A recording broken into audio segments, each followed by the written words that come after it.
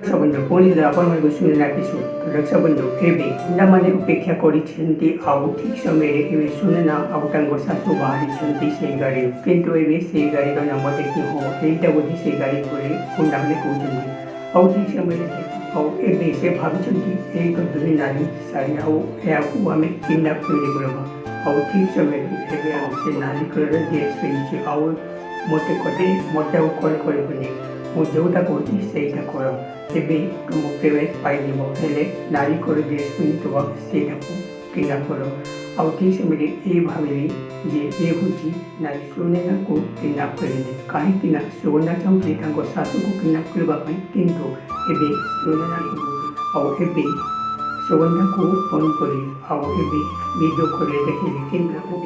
ତୁମ କାମ ହେଇଯାଇଛି ଆଉ ଆମକୁ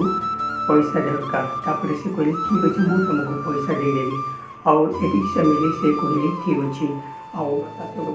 ଆସିଲେ ଆଉ ଠିକ୍ ସମୟରେ ସୁଗନ୍ଧାକୁ ଦେଖିଲେ ସେ ନାଚିଛନ୍ତି ଆଉ ସୁଗନ୍ଧାକୁ କ'ଣ ଏମିତି ନାଚିଛୁ ଏମିତି କହିଲେ ଏବେ ସୁଗନ୍ଧା ନା କିଛି ନୁହଁ ତାପରେ ସେ କହିଲେ ଏ ସୁନେନା କୁଆଡ଼େ ଗଲା